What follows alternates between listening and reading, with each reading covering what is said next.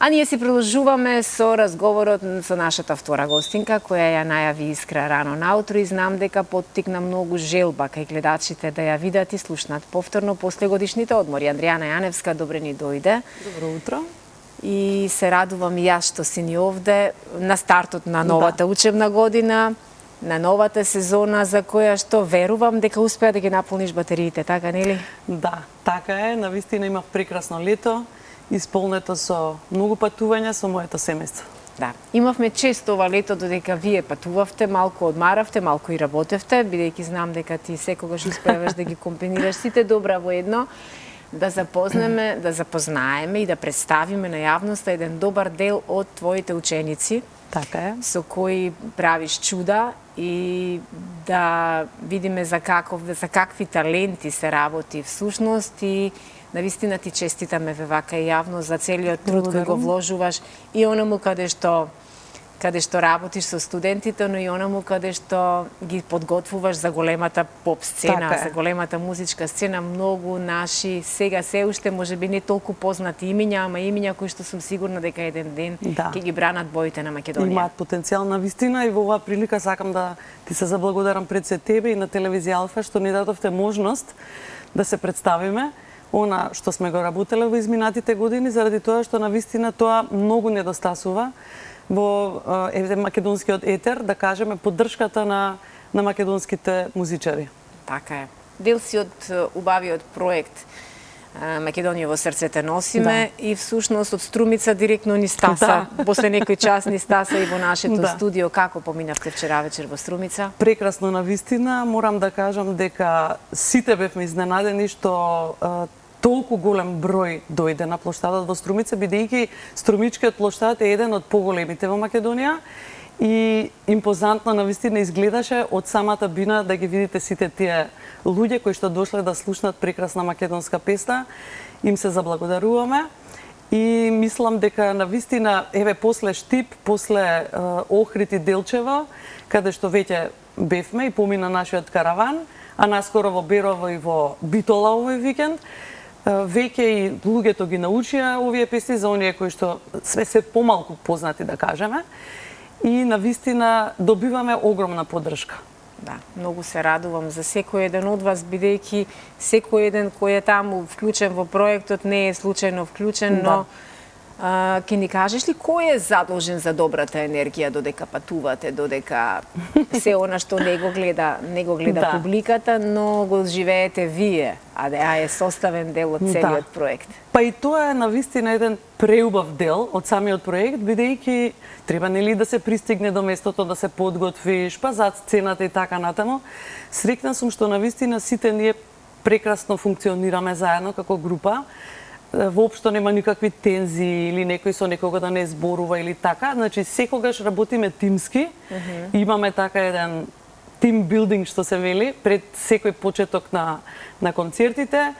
И навистина тоа многу значи. Патуваме инаку заеднички со две комбиња.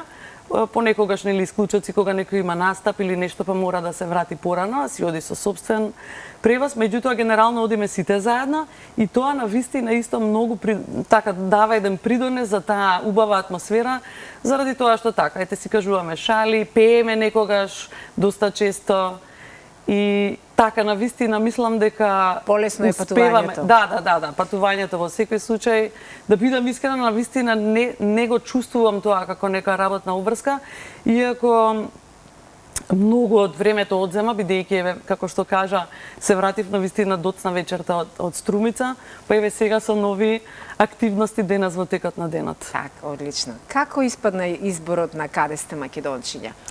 Вие ги давате предлозите, се состанувате, многу ме интересира како излезе. Конкретно за таа песна, јас бев една од последните кои што снимаше во проектот, бидејќи нели не бев тука во текот на летото, па така се погоди да снимам меѓу последните. Каде сте македончиња, ја размислувавме и јас и татко ми ќе го споменам и него, бидејќи бевме заедно во Охрид на одмор. Така си слушаме доста често македонски, староградски и народни традиционални песни. И размислувавме која, сам секако дека не мораше да биде патриотска песна. Овој пат имавме со маестро Николче Мицевски, кој што е задолжен за аранжманите. да речеме, отворено поле на таа тема, да може да одбереме некоја љубовна песна и така натаму. Размислувавме, имав неколку така идеи, меѓутоа, ете, изборот падна на Каде сте македончиња заради тоа што пред се проверив дека, мислам дека никој ја нема преработено, во смисла да се реаранжира и да се пресними, инаку на настапи секако дека се пее. Тоа беше едната причина, значи да не е од песните кои што премногу пати се обработуваат. И навистина мислам дека онаа тема која што е подзаборавена за тоа што се случи со нашите егејци од Егејска Македонија треба да се потсетиме на некој начин. Да. Навистина си направила погодок и ги стопли срцата и се разбира и многу солзи тука. Емотивната страна не можеме да ја занемариме, многу солзи ни предизвика, ама од убаво, од милост. Да. Да, ќе видиме ние, ќе чуеме на крај песната Каде сте македончиња. Не можам да не споменам да те прашам, бидејќи го допре оној момент на тажните судбини на многу илјадници македонци кои што беа протерани од своите родни места. Ти направеше едно многу големо истражување кога го подготвуваше твојот докторат, кој на крајот го спакува и во една убава книга. Во кој од краеви од Македонија дојде до најфасцинантни податоци кои можеби претходно не си ги знаела при тоа истражување? Да, па добро, моето истражување беше конкретно фокусирано на македонците во Албанија кои што живеат, значи немам во Македонија истражувања, меѓутоа секако дека користев литература, нели, и од краишта од Македонија, заради тоа што на крајот поентата е да се направи таа споредба и главната хипотеза ми беше всушност да докажам дека се работи за истиот народ кој што живее во Албанија и во овој случај нели со Каде сте македончиња во Егејска Македонија и во Пиринска Македонија. Понатаму еве сега ќе кажам дека следуваат и нови истражувања и се надевам дека тоа повторно ќе го крунисам еве со едно ново дело, да кажеме, со нашите прекрасни изворни песни кои што ни ги оставиле нашите предци, кои што вреди да се зачуваат. Значи, еве тоа ќе кажам, дека тоа ми беше главниот фокус. Затоа што тие се практично истите песни, меѓутоа се пеат во различни варијанти. Дали има некоја промена во мелодијата или во текстот, меѓутоа генерално се нашите македонски песни. Едва и чекам да видам за што се работи. Не е својствено за мене да те прашам, особено не во утринска програма, ама ме потегна ти да те прашам. Колку те болат неправдите од она што ни се случува со соседите, кога многу наши песни си ги присвојуваат како за нивни? Да, вистина е тоа. Многу ме боли. Конкретно мене ми се случи скоро. Со мојот колега Владко Миладиновски имавме еден настап во една државна телевизија и тој настап, кога сакавме да го ставиме на YouTube каналот, песната Елено Кер која пеевме, нашата позната македонска нели народна песна, не ни даваше самиот канал заради тоа што бугарите веќе си ја заштитиле како нивна песна. Ете, тоа е она што цело време го зборувам, дека мораме да работиме на тоа генерално сите како народ. Значи не смееме да заспиеме и да чекаме цело време некој друг да работи за нас. Тоа да го прави. Секој колку што може. Ако ништо друго, барем да не пишува негативни коментари и да не демотивира нас музичарите, бидејќи нам ни е тоа на крајот и работа, нели? Значи да ги пееме тие песни заради тоа што само со пеењето на тие песни тие и ќе останат понатаму да се пеат. Инаку како би ги знаеле ние сите тие композиции? Моето мислење е дека сега посебно овој деликатен период кога сме оспорувани, мораме тоа да го направиме. Јас знам, еве и читам, многумина коментираат дека треба да правиме и нови песни, да создаваме секако. Значи никој не вели дека не треба. Меѓутоа, сепак во овој деликатен период мислам дека треба, тоа е моето мислење, навистина да бидеме обединети и да тоа што е наше си го зачуваме. Тоа е и целта на проектот. Не бараме ништо туѓо, тоа се наши песни. Така е, тоа е и целта на проектот Македонија во срцето носиме, така нели. Почнува со работа и новата и школска учебна и студентска година. За студентите уште некоја седмица ќе бидат рад, ама учениците веќе се вратија во клупите, а ти исто така почнуваш со работи во твоето музичко училиште, каде што поминуваат многу талентирани деца од најмала возраст, нели кои се најмладите ученици? Најмала возраст е околу 5 години, односно јас секогаш велам да е прво оделение детето, заради тоа што часот е малку подолг, 90 минути, треба да се има сила и да се издржи физички, да има веќе развиена моторика, да може да пишува, бидејќи пишуваме и ноти и така натаму. Значи од 5 години па до, да речеме, крај на средна школа, така до 18 години, тие ми се најголемите ученици. И сега да кажам дека сум на нова локација, училиштето е на улица Московска и почнуваме од следната седмица. Така, ама за сите детали тебе те комуницираат и ти си секогаш достапна, професионалец број 1. Јас можам да кажам дека си една од малкуте, ако не е единствена, која секогаш одговара на повици и ако пропушти да ви крене, ќе ви се јави сигурно и ќе искомуницирате онака како што доликува. Многу пати досега сум те прашала како наоѓаш време да бидеш присутна секаде и да ги испочитуваш сите оние каде што си ветила дека ќе стасаш, но знам дека со добра организација на времето успеваш тоа да го направиш и не е проблем никаков. Што применуваш за да останеш во кондиција постојано? Со каков спорт се бавиш? Се бавиш ли со некаков спорт? Сега за жал не, меѓутоа ако е спорт еве пешачење, така тоа го практикувам. Најчесто навечер, со децата исто така, затоа што навечер немаат некои активности, знаеме да шетаме низ градскиот парк или пак низ нашата населба во Бардовци. Тоа ми е вака спорт, меѓутоа и тоа е доволно, нели?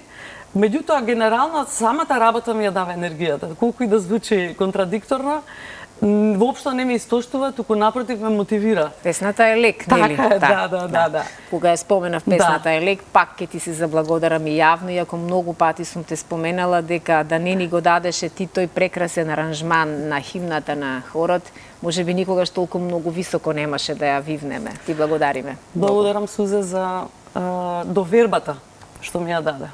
Да. Ти благодарам и јас многу. Ај малку за патувањата да прокоментираме. Велат дека не можам да се сетам сега чија мисла е таа, велат дека тивко умира оној кој не патува. Ти за среќа патуваш често со семејството и ги споделуваш вашите патувања и на сите нам некако ни правиш чувство како и ние да патуваме заедно со вас. Како го правите изборот? По случаен избор или имате листа на патување на земји кои сакате да ги посетите? Мене пред се ми е мило што и децата сакаат да доаѓаат и сопругот се разбира, затоа што тоа се моменти кои што ќе останат во нашите спомени и тоа е нешто најдрагоцено, кое што нема цена.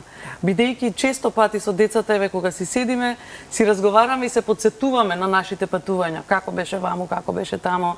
Ќе ми кажат, мамо, се сеќаваш ли тоа и тоа кога ни се случи. Секогаш има нешто што ќе ви се случи за време на патувањето. Ете, тоа е тоа кое што за мене е навистина најдрагоцено. Не мора да се некои луксузни патувања, значи воопшто тоа не ни е ни значајно. Знаеме да спиеме и во шатор и така натаму, меѓутоа сакаме да запознаваме нови култури, значи да видиме нешто невообичаено. Сега така шетаме низ Европа, па се надевам ќе имаме прилика да отидеме и некаде подалеку. Јас сум имала можност преку работата да одам и во Австралија, Канада и Америка, меѓутоа со семејството не сме биле. Децата мои навистина многу сакаат и географија и историја, тоа им се омилени предмети и секогаш кога одиме се интересираат нешто за земјата, знаат и така натаму. Еве сега, например, пред Нова година ќе одиме на 3-4 дена до Братислава и веќе големиот син седнал нешто да учи словачки и така натаму, значи многу интересно. Како што учат италијански, бидејќи Италија е земјата во која постојано се враќате, бидејќи таму живее сестрата со семејството. Уште еден многу интересен професионален предизвик ти престои тебе и на многу талентираната Нела Манчевска, така нели? Така е, таа ќе биде оваа година представник на Детската Евровизија. Мислам дека е на 13 декември, меѓутоа не сум сигурна, во Грузија, Тбилиси, и така што сега за сега се подготвуваме, вежбаме, значи таа има и дополнителни подготовки со останатиот дел од тимот, меѓутоа секако пеењето јас сметам дека е најважно заради тоа што сепак тука се представуваш со гласот. Нела Манчевска, инаку во моето училиште посетува настава веќе 6-та година и една од моите први ученици. Навистина многу се радувам бидејќи таа почна да доаѓа најнапред на пијано и на солфеж и потоа откривме дека всушност има таленти за пеење. Малку беше срамежлива на самите почетоци, меѓутоа отпосле ете така некако и се прошири и тој види кон пеењето и таму се пронајде. Се охрабрила да го извади. Да, и таму се пронајде и навистина сум пресекна. Одлично. Да. Многу среќа и посакуваме, а можеби до декември заедно да ни дојдете или ќе ја поканиме, се разбира, и Нела. Кои инструменти се изучуваат во твоето училиште? Виолина, пијано и соло пеење, меѓутоа популарни жанрови, јас сепак не сум оперски пејач. И меѓутоа за виолина и за пијано ми помагаат и професори Бобан Мирковски и Петар Поповски, кои што навистина на кои што сум им благодарна, затоа што веќе како да кажам неколку години во прашање се деца на кои што мислам дека и животите им ги сменија на некој начин, затоа што музиката не им била така во фокус да им биде професија, еве некои од децата веќе се запишаа во средното музичко училиште Илија Николовски и Луина. Многу сум срекна заради тоа. Прекрасно. Затоа што сме им дале сепак некоја насока, да. Некој правец, да. Како професор, како доктор на науки, како дама која навистина е на врвот не само во земјава, туку и пошироко во регионот, си навистина вистинска примадона на сцената, на поп сцената, и како човек кој е коректен, исполнителен и безпрекорен во многу работи, ќе те прашам, сметаш ли дека е доволен тој еден час кој се учи во основното училиште, во основното образование до 9-то оделение, децата имаат само еден час по музичко? Секако дека не. Секако дека не. Секаде веќе уметничките предмети треба и стануваат доминантни во многу и европски и светски земји. Сведок сум дека е така и мислам дека треба и ние тоа да го примениме. Заради тоа што тоа може само да помогне, не може да одмогне. И еве на пример јас не, меѓутоа други луѓе кои што се бават со други професии често кажуваат како се слушаат музика во позадина, како нели им помага во работата, во креативниот процес и така натаму. Затоа и не само музиката, и ликовната уметност, па и спортот мора да биде застапен секој ден во училиштето. Тоа е според мене. Така. Да.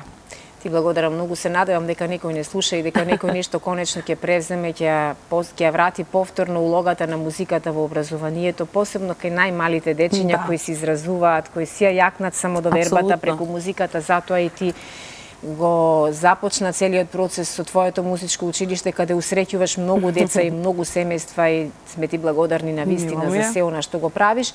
И сега имаме толку време колку да си го погледнеме каде сте македончиња. Спотот, композицијата од проектот Македонија во срцете носиме, каде што имате да посетите уште многу градови оваа сезона. Да. Така? Така е.